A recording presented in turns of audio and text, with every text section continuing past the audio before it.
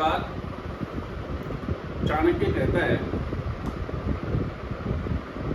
चला लक्ष्मीश चला प्राणांते जीवन योग ने चला चले चे संसारे धर्मो एक ही निश्चल है। अर्थात जो लक्ष्मी है वह चंचल प्रवृत्ति की है और वह एक जगह कहीं भी नहीं टिकती। ये संसार भी चलायमान है, यह भी गतिशील है, इसमें भी समय समय पर परिवर्तन होते रहते हैं, लेकिन मात्र एक ही चीज है जो निश्चल है और उसका नाम है धर्म। और आज के भागदौड़ के जीवन में अगर हम देखें तो धन की जो स्थिति है वह बहुत ही ज़्यादा मायने रखती है।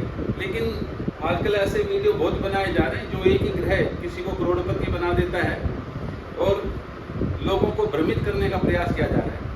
आज हम बात करते हैं धनदायक योगों की, जो मात्र सेकंड लॉर्ड अर्थात जिसको हम धनेश कहते हैं, द्वितीय भाव में पड़ने वाली जो राशि है उसके स्वामी से ही योग बनेगा।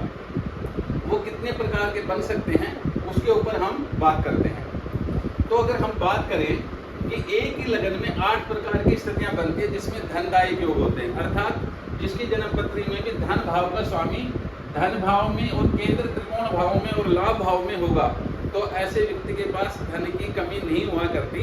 ऐसा व्यक्ति अपना पारिवारिक जीवन अच्छा जीता है और सभी सुख सुविधाओं से संपन्न होता है। लेकिन ये स्थिति कितनी बनेगी? अधिकतम 8 प्रकार की, क्योंकि हम जानते हैं कि 2 और 11 2 भाव तो ये हो गए और केंद्र भाव है 4 और त्रिकोण है 2, तो 4 2 6 2 8, यानी कि एक लगन में ही 8 प्रकार के योग बनते हैं स्थिति के अनुसार। स्थिति का मतलब है बैठना।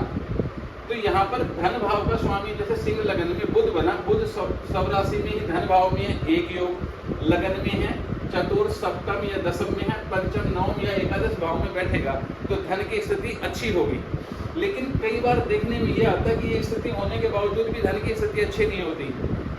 उसके पीछे कारण है कि ग्रह जब अस्त हो, नीच हो, वक्री हो, पाप ग्रहों से युक्त आदि दृष्ट हो, तो कहीं न कहीं धन की स्थिति को बिगाड़ते भी हैं। लेकिन हर बार वक्री होने पर बिगाड़ते भी नहीं है, क्योंकि अपवाद बहुत है। इसी वजह से ज्योतिषी की आवश्यकता होती है।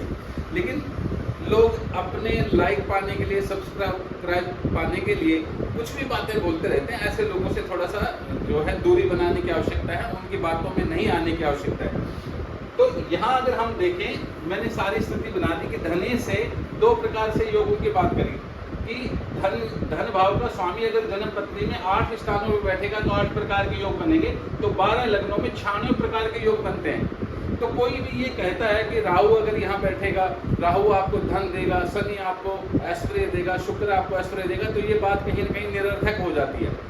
धन का अगर कोई कारक है हमारे यहाँ तो ज्योतिष की भाषा में, तो उसको बृहस्पति को हमने धन का कारक और चंद्रमा को धन का कारक माना है। इसके अतिरिक्त कोई भी ग्रह जिन भावों का स्वामी होता है तद अनुसार अपना फल देता है। इसलिए जन्म पत्री डिसाइड करेगी कि धन देने वाला ग्रह कौन सा है, क्योंकि सेकंड हाउस में जो राशि आएगी उसका स्वामी ही धन देने वाला है और कारक ग्रह तो सभी के लिए सार्वभौम रूप से एक समान रूप से लागू होते हैं। तो यहाँ पर टोटल 12 लग्नों में 96 प्रकार के योग बनते हैं और शुभ स्थिति भी हमारे यहाँ पर बन सकती है अधिकतम 4। शुभ स्थिति जो है वो केंद्र और त्रिकोण में या लाभ भाव में बैठने से नहीं की बात कर रहे हैं। आज हम सिर्फ धन भाव की ही बात कर रहे हैं। अगर पक्ष बली चंद्रमा यहाँ स्थित हो तो 1 योग, अगर यहाँ पर बुध बैठा है तो 2, शुक्र बैठा है तो 3 तीसरे प्रकार का योग और बृहस्पति बैठे तो 4 प्रकार के योग। तो इसका मतलब है एक लगन में 4 गुणों से चंद्र शुक्र बुध और गुरु से 4 प्रकार के योग बनते हैं। तो लगन है 12, उसमें अधिकतम योग 48 बनेंगे। तो इसका मतलब है 96 प्रकार के तो स्थिति के अनुसार बनते हैं और शुभ ग्रहों की स्थिति के अनुसार 48 योग बनेंगे।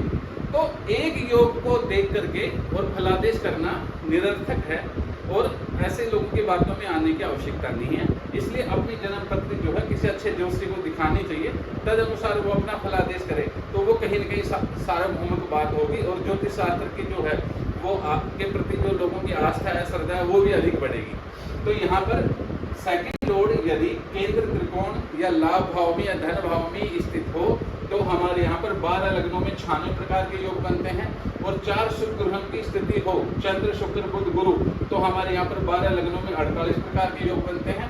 यहाँ पर भी एक अपवाद होता है कि अगर ये जो 4 ग्रह हैं इनमें से कोई भी अस्त हो, नीच हो, शत्रु क्षेत्रीय हो, या वह ग्रह बुध, शुक्र, गुरु या चंद्रमा में से अष्टमेश, द्वादश या षष्ठेश होगा, तो ऐसे में धन दायक योग में बन करके धन नाश के भी योग बनते हैं, धन हानि के भी योग बनते हैं। तो इस प्रकार से धनदायक योगों के बारे में विचार करना चाहिए।